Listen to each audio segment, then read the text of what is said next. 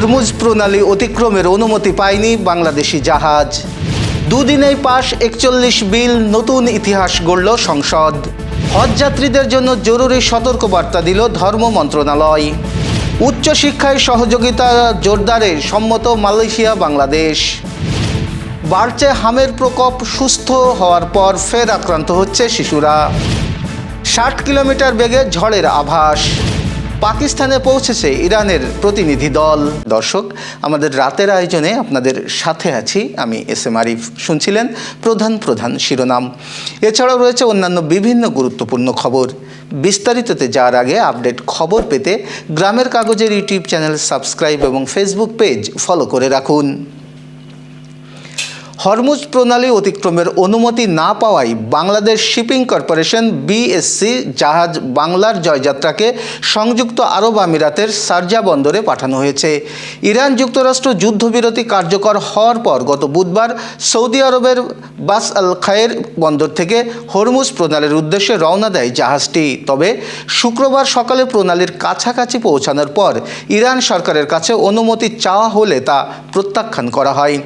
বিষয়টি নিশ্চিত করেছেন বিএসসি এর ব্যবস্থাপনা পরিচালক কমোডর মাহমুদুল মালেক। তিনি জানান, ইরান সরকারের নির্দেশনা অনুযায়ী অনুমতি চাওয়া হলেও তা মেলেনি। ফলে জাহাজটিকে আপাতত নিরাপদে শারজাহ বন্দরে ফিরে যাওয়ার নির্দেশ দেওয়া হয়েছে। জাহাজটি বর্তমানে হরমুজ প্রণালীর কাছাকাছি অবস্থান করছে। কূটনৈতিক চ্যানেলের মাধ্যমে অনুমতি পাওয়ার চেষ্টা চালানো হচ্ছে। জাহাজে থাকা 31 জন নাবিক নিরাপদে আছেন বলেও জানিয়েছেন তিনি। তাদের জন্য পর্যাপ্ত খাবারের মজুদ রয়েছে। পাশাপাশি নাবিকদের মনোবল ধরে রাখতে দৈনিক খাবারের বরাদ্দ জনপ্রতি $7 থেকে বাড়িয়ে $12 করা হয়েছে। বিরোধী দলের তীব্র আপত্তির মাধ্যমে মাত্র 2 দিনে মোট 41টি বিল পাশ করে নতুন ইতিহাস গড়েছে জাতীয় সংসদ। এর মধ্যে একদিনে সর্বোচ্চ 31টি বিল পাশের নজির স্থাপন করা হয়েছে, যা দেশের সংসদীয় ইতিহাসে একটি রেকর্ড। শুক্রবার অধিবেশনের 16তম কার্যদিবসে আরও 10টি বিল পাশ হয়। সকালে উত্থাপিত এইসব বিলের উপরে কোনো সংশোধনী প্রস্তাব না থাকায় আলোচনা ছাড়াই সর্বসম্মতিক্রমে সেগুলো পাশ করা হয়। অধিবেশনে সভাপতিত্ব করেন স্পিকার হাফিজ উদ্দিন আহমেদ। সংসদের বিশেষ কমিটি জানায়, অন্তর্বর্তী সরকারের জারি করা 133টি অধ্যাদেশের মধ্যে 98টি অপরিবর্তিতভাবে এবং 15টি সংশোধন সহ পাশের সুপারিশ করা হয়েছে। বাকি 20টির মধ্যে 4টি বাতিল এবং 16টি নতুনভাবে শক্তিশালী করে বিল আকারে আনার সুপারিশ করা হয়েছে। এর আগে বৃহস্পতিবার ত্রয়োদশ জাতীয় সংসদের প্রথম অধিবেশনের 11তম কার্যদিবসে কণ্ঠভোটে 31টি বিল পাশ হয়। এর মধ্যে অন্তর্বর্তী সরকারের জারি করা অধ্যাদেশ থেকে কোনো পরিবর্তন ছাড়াই 28টি বিল পাশ করা হয় এবং অধ্যাদেশ রহিত করে আরও 3টি বিল অনুমোদন দেওয়া হয়। ডেপুটি স্পিকার ব্যারিস্টার কায়সার কামালের সভাপতিত্বে অধিবেশনে স্থানীয় সরকার পৌরসভা সংশোধন বিল 2026 উত্থাপন করা হলে বিরোধী দল এর বিরোধিতা করে। যদিও শেষ পর্যন্ত কণ্ঠভোটে বিলটি পাশ হয়। এই ঘটনায় ক্ষোভ প্রকাশ করে বিরোধী দলীয় নেতা ডাক্তার শফিকুর রহমান সংসদ থেকে ওয়াকআউটের ঘোষণা দেন। হজ যাত্রায় যে কোনো ধরনের নিষিদ্ধ পণ্য বহন করা থেকে বিরত থাকতে যাত্রীদের প্রতি অনুরোধ জানিয়েছে ধর্ম বিষয়ক মন্ত্রণালয়। শুক্রবার মন্ত্রণালয়ের হজ অনুবিভাগ থেকে পাঠানো এক বার্তায় এই অনুরোধ জানানো হয়েছে। বার্তায় হজ যাত্রীদের সতর্ক করে বলা হয়েছে, হজ এজেন্সি বা অন্য কোনো ব্যক্তির প্ররোচনায় প্রলুব্ধ হয়ে নিষিদ্ধ দ্রব্য বহন করা আইনত দণ্ডনীয় অপরাধ। মন্ত্রণালয়ের বার্তায় আরও জানানো হয়েছে, সৌদি আরবের আইন অনুযায়ী হজ যাত্রীদের লাগেজে নেশা জাতীয় ওষুধ, তামাক পাতা, গুল, জর্দা, পানপাতা, শুটকি, রান্না করা খাবার ও পচনশীল দ্রব্য বহন করা সম্পূর্ণ নিষিদ্ধ। 2026 সালের হজ প্যাকেজ ও গাইডলাইনেও এই নিষেধাজ্ঞা স্পষ্টভাবে উল্লেখ করা হয়েছে। ধর্মমন্ত্রী কাজী শাহ মোফাজ্জল হোসাইন কাইকোবাদ জানিয়েছেন, বহুবার সতর্ক করার পরও গত কয়েক বছরে সৌদি আরবের বিমানবন্দরে বাংলাদেশি হজ যাত্রীদের লাগেজে নিষিদ্ধ পণ্য পাওয়ার ঘটনা ঘটেছে।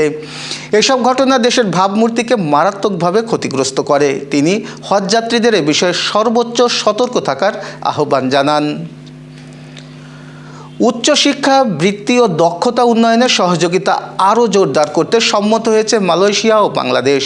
শুক্রবার পুত্রজায়ে মালয়েশিয়ার উচ্চশিক্ষা মন্ত্রণালয়ে দেশটির উচ্চশিক্ষামন্ত্রী জামরি আব্দুল কাদিরের সঙ্গে প্রধানমন্ত্রীর শিক্ষা, শ্রম ও কর্মসংস্থান বিষয়ক উপদেষ্টা মাহদি আমিনের এক গুরুত্বপূর্ণ দ্বিপাক্ষিক বৈঠক অনুষ্ঠিত হয়। বৈঠকে উচ্চশিক্ষা, গবেষণা, সহযোগিতা, দক্ষতা উন্নয়ন এবং কর্মশক্তির গতিশীলতা বাড়ানোর বিভিন্ন দিক নিয়ে বিস্তারিত আলোচনা হয়। বৈঠকে বাংলাদেশের প্রবাসী কল্যাণ ও বৈদেশিক কর্মসংস্থান এবং শ্রম ও কর্মসংস্থান মন্ত্রী আরিফুল হক চৌধুরীও উপস্থিত ছিলেন।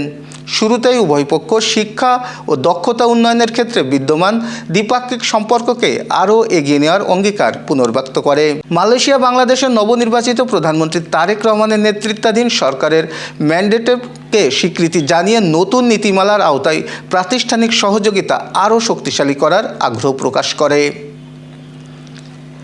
দেশ জুড়ে হামের সংক্রমণ বাড়তে থাকায় উদ্বেগজনক পরিস্থিতির সৃষ্টি হয়েছে। বিভিন্ন হাসপাতাল সূত্রে জানা গেছে, আক্রান্ত অনেক শিশু আংশিক সুস্থ হয়ে বাড়ি ফেরার কয়েকদিনের মধ্যে আবার অসুস্থ হয়ে পড়ছে এবং পুনরায় হাসপাতালে ভর্তি হতে হচ্ছে। চিকিৎসকদের মতে, পূর্ণ সুস্থ হওয়ার আগেই হাসপাতাল ত্যাগ করা এবং বাসায় ফিরে সঠিক পরিচর্যার অভাবেই এই পরিস্থিতির অন্যতম কারণ। এর ফলে হাম পরবর্তী জটিলতা হিসেবে নিউমোনিয়া, ডায়রিয়া ও পুষ্টিহীনতার মতো সমস্যা বেড়ে যাচ্ছে। বাংলা হাসপাতালে রোগীর চাপ বেড়েছে উল্লেখযোগ্যভাবে।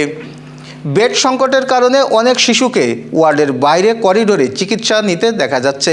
চিকিৎসকরা বলেছেন, হাম আক্রান্ত শিশুদের ক্ষেত্রে সম্পূর্ণ সুস্থ না হওয়া পর্যন্ত চিকিৎসকের পরামর্শ মেনে চলা এবং বাড়িতে বিশেষ যত্ন নেওয়া জরুরি, অন্যথায় পুনরায় জটিলতা তৈরি হওয়ার ঝুঁকি থাকে। এবার আবহাওয়া সংবাদ। আবহাওয়া অধিদপ্তর বলেছে, ঢাকাসহ 5 অঞ্চলের উপর দিয়ে 60 কিলোমিটার বেগে ঝড় বয়ে যেতে পারে।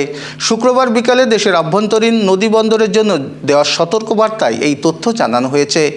সতর্কবার্তায় বলা হয়েছে, বিকাল 4টা থেকে রাত 1টার মধ্যে ঢাকা, টাঙ্গাইল, ময়মনসিংহ, কুমিল্লা এবং সিলেট অঞ্চলের উপর দিয়ে পশ্চিম ও উত্তর পশ্চিম দিক থেকে ঘন্টায় 45 থেকে 60 কিলোমিটার বেগে ঝোড়ো হাওয়া বয়ে যেতে পারে। এ সময় বৃষ্টি ও বজ্রসহ বৃষ্টির শঙ্কা রয়েছে। এসব এলাকার নদীবন্দরকে 1 নম্বর সতর্ক সংকেত দেখাতে বলা হয়েছে। এদিকে শুক্রবার সকাল 9টা থেকে পরবর্তী 24 ঘন্টার নিয়মিত পূর্বাভাসে বলা হয়েছে, রংপুর, ময়মনসিংহ, চট্টগ্রাম ও সিলেট বিভাগের 2-1 জায়গায় অস্থায়ীভাবে দমকা হাওয়া ও বিদ্যুৎ চমকানো সহ বৃষ্টি বা বজ্রসহ বৃষ্টি হতে পারে। দেশের বাকি অংশ আকাশ আংশিক মেঘলা থাকলেও আবহাওয়া প্রধানত শুষ্ক থাকতে পারে। Renaissance hospital and diagnostic centre. রেনেসাতেই মিলছে কম খরচে উন্নত সেবা, তাই নিশ্চিন্তে আমাদের সেবা নিন, সুস্থ থাকুন। Renaissance hospital and diagnostic centre, সদর হাসপাতাল মোড়, দরাটানা, যশোর। দর্শক, শেষ করব আন্তর্জাতিক সংবাদ দিয়ে। যুক্তরাষ্ট্রের সঙ্গে আলোচনা করতে পাকিস্তান ইসলামাবাদে পৌঁছেছে ইরানের একটি প্রতিনিধি দল। খবর ওয়াল স্ট্রিট জার্নালের। প্রতিনিধি দলকে নেতৃত্ব দেবেন দেশটির পররাষ্ট্রমন্ত্রী আব্বাস আরাকচি এবং পার্লামেন্টারি স্পিকার বাগের গালিবাফ। অন্যদিকে যুক্তরাষ্ট্র প্রতিনিধি দলের নেতৃত্বে আছেন দেশটির ভাইস প্রেসিডেন্ট জেডি ভ্যান্স। তবে দুই দেশের মধ্যে শান্তি আলোচনা হবে কিনা তা এখনও নিশ্চিত নয়। লেবানন ইস্যুকে কেন্দ্র করে এই অনিশ্চয়তা দেখা দিয়েছে। গত বুধবার ইরান ও যুক্তরাষ্ট্রের মধ্যে যুদ্ধবিরতি কার্যকর হয়। সে সময় মধ্যস্থতাকারী দেশ পাকিস্তানের প্রধানমন্ত্রী শেহবাজ শরীফ জানিয়েছিলেন, লেবাননও এই যুদ্ধবিরতির আওতায় থাকবে। কিন্তু ইসরায়েলের প্রধানমন্ত্রী বেনিয়ামিন নেতানিয়াহু কয়েক ঘন্টার মধ্যে এই ঘোষণা প্রত্যাখ্যান করেন। এরপর লেবাননে একাধিক হামলা চালায় ইসরায়েল। এসব হামলায় এখনও পর্যন্ত লেবাননের প্রায় 2 শতাধিক মানুষ নিহত হয়েছেন এবং আহত হয়েছেন প্রায় 1200 জন। এই ছিল আজকের রাতের আয়োজন। এরপর সকালের খবর দেখার আমন্ত্রণ জানাচ্ছি। বিদ্যুৎ ব্যবহারে সাশ্রয়ী হন এবং সেই সাথে সচেতন হন পানির অপচয় রোধে এবং মশাবাহিত রোগ সম্পর্কে। শুভরাত্রি।